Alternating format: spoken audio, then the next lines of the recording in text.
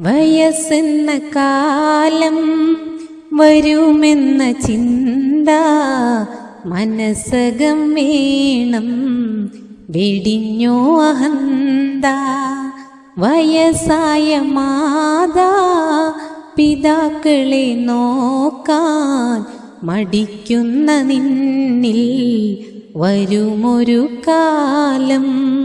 വയസ്സെന്ന കാലം വരുമെന്ന ചിന്ത മനസ്സകം വേണം, വെടിഞ്ഞോ അഹന്ത.